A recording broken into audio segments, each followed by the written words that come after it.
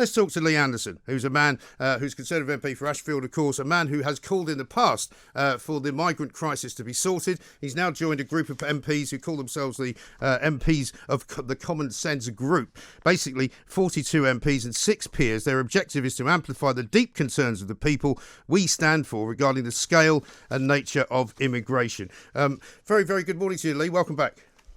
Good morning, Mike, and thank you once again in having me on to the home of common sense. Yes, very much so. I've been watching with interest the reaction from the last time you were on, where Gary Lineker not only kind of took you up on your challenge, but said, "Oh yes, I will be bringing a refugee into my home to live with me under my roof." It's all gone a bit quiet on that front. I don't know if he's actually done it yet. It's gone very quiet, Mark. He's been very quiet. I'm not seeing his tweets. I've come off of Twitter, actually. It's a bit of a cesspit at the moment. Oh, it's always been a cesspit. I'm sure that once he does get his refugee, that he will be parading it all over the press, all over Twitter, all over Facebook, and all in the media to say, "Look what I've done." Yes. Now, we've been talking to Nigel Farage over the last couple of weeks as well.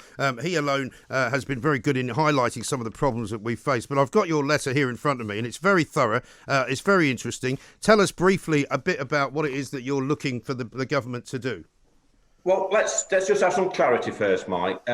We are a tolerant and welcoming nation with a history of taking genuine refugees from all over the world, many of whom have made a fantastic contribution towards our society. Now, back in the 1980s, when I went to work down the pits in Nottinghamshire, I worked with the sons and grandsons of men who had arrived here just after the war. These were displaced people who had no home, nowhere to go. No one wanted them. Imagine that. Yeah. And so we put these men in. They worked hard. They grafted. They raised families.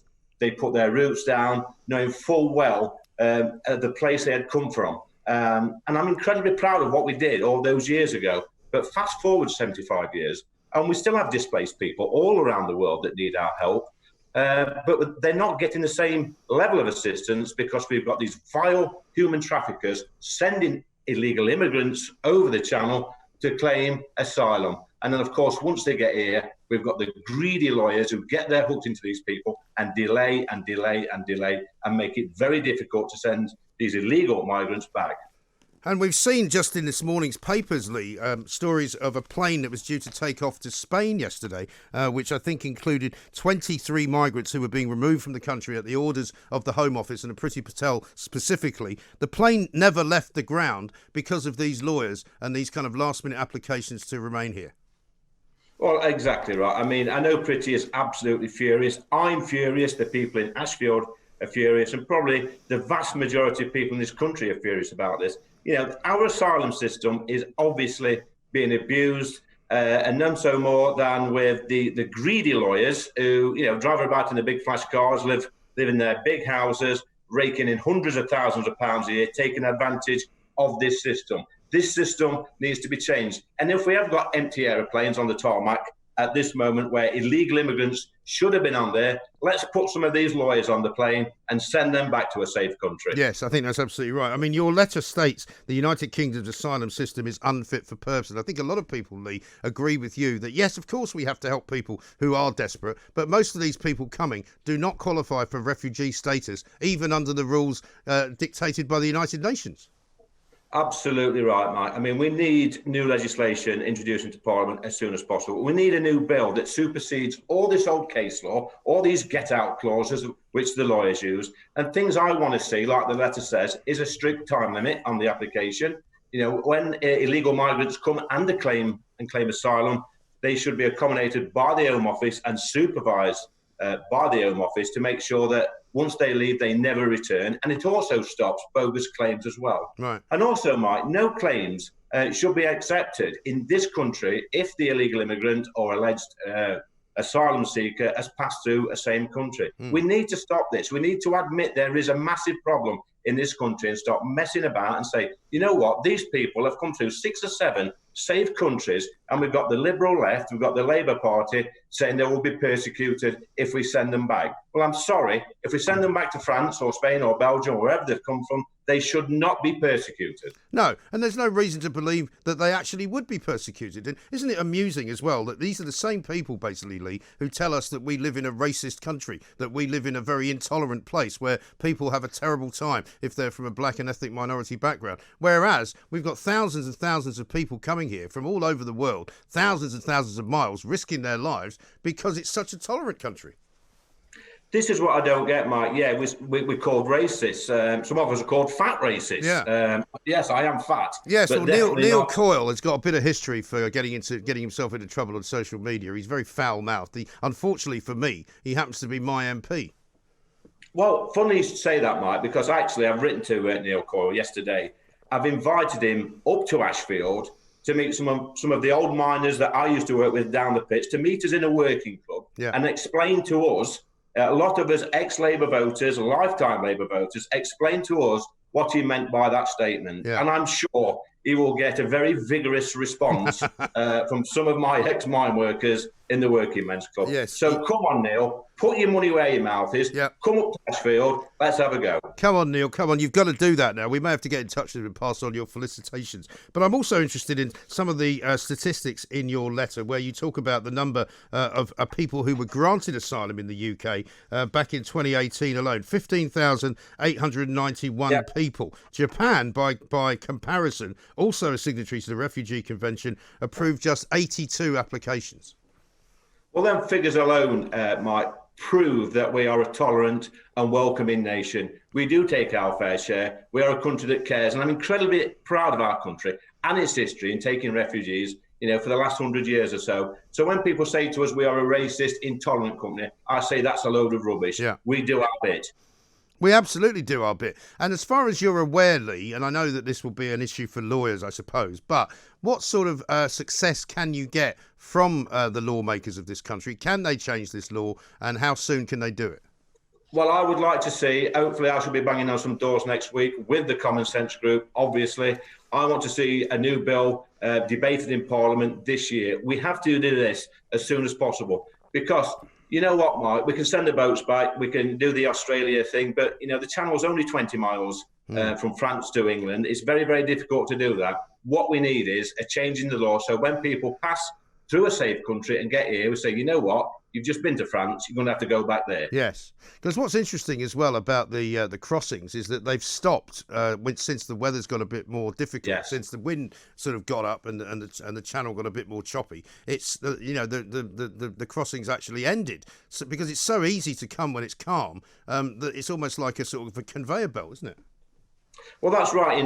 It's ironic, isn't it, that the only thing that's stopping this vile trade at the moment is the weather, and the weather's not going to get better from now until next year. So this is the perfect time to try and get a bill introduced to Parliament to actually scupper these greedy lawyers that are making an absolute killing on people's misery. Like I say, Mike, if people come to this country and they've passed through several safe countries, I'll keep making this point. If they've passed through several safe countries, then they have no genuine right to claim asylum in the UK. Yeah, no, that's absolutely right. And also, should we not be getting better, either now just within ourselves or internationally, in apprehending the actual people traffickers themselves? Because I don't know whether you heard a caller that we had last week, I think it was, from the Isle of Man. He's got a daughter that lives in Sudan. She says, is that she's working in a Christian sort of refugee camp, that these asylum seekers are now being basically recruited by these human traffickers who are showing up in Sudan and giving them phones and saying, do you want to go live in Britain? And then basically taking everything they can take off them there and then kind of making them sign up to a life of effective slavery when they get here. Well, this is the thing, Mark, isn't it? They're not genuine refugee seekers. No. They are being exploited by, like I say, these traffickers who go to these villages in Africa. We know this happens, and they're making an absolute killing. And these poor people, when they do actually get here, and they think our streets are paved with gold, but where do they end up? I'll tell you where they end up.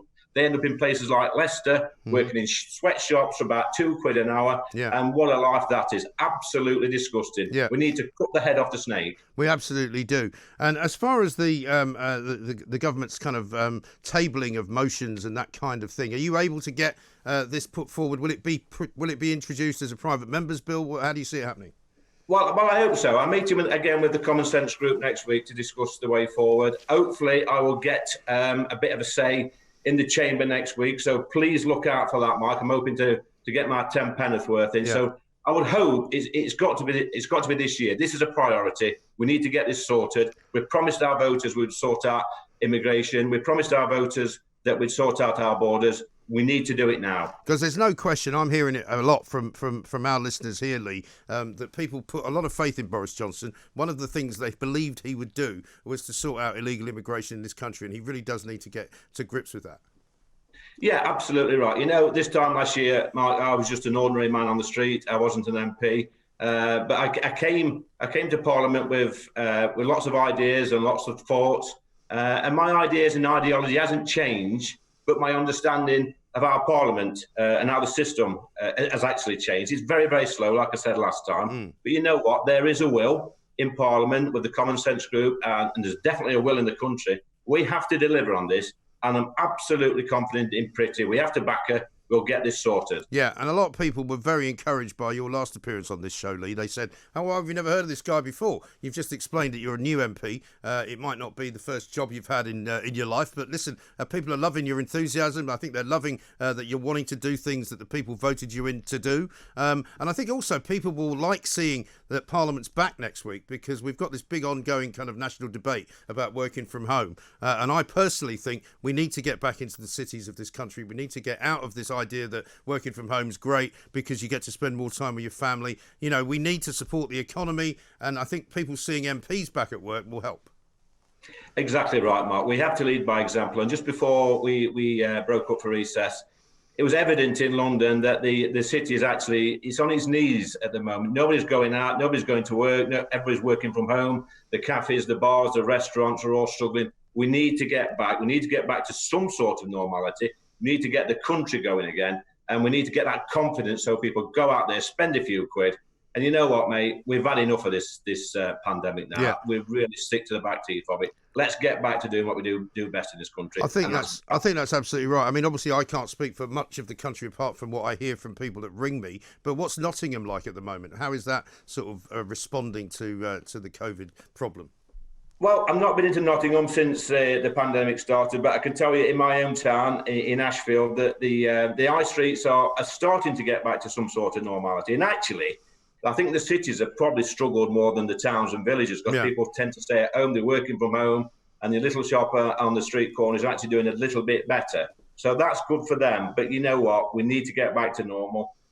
We need to stop being scared to go out. We need to be careful. We need to be respectful of this awful pandemic, but at the same time, we cannot stay hid in our houses forever. Yeah, absolutely right. Lee, I wish you great big pieces of luck next week. Do keep in touch with us. Thanks very much again for joining us. Lee Anderson, Conservative MP for Ashfield, a man that knows a thing or two about why he was elected, a man who knows a thing or two about what the public expects of him and the electorate expects of him. He's a great man. He's issued another challenge out there to Neil Coyle, who's the Labour MP who basically slagged off everybody who voted for Brexit, called them fat racists, effectively, and then apologised for it and said that, you know, the Tuesday tweet that I sent out fell below the normal high standards that I ask of myself. I mean, it was almost as if he was kind of interviewing himself, and he's a dual personality, where one night he decides to slag everybody off, and then 2 days later, because someone's told him to, he apologises for doing so.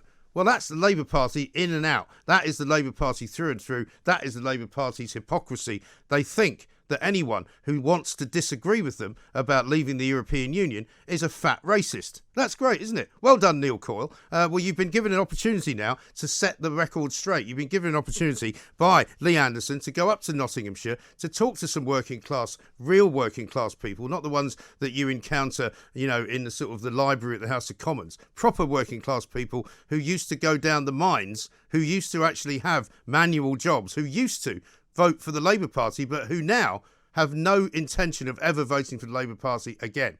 He's also said that Gary Lineker, to whom he issued a previous challenge, that maybe he would like to actually look after 1 or 2 refugees. Gary Lineker said he would. He said he was bringing a refugee into his home. I don't know what's happened about that. I haven't heard. Have you? 0344 499 1000. We're going to take some calls coming up. Don't forget, we are live streaming on YouTube, on Facebook and on Twitter. Join the fastest growing radio station on the planet right here, right now. This is Talk Radio.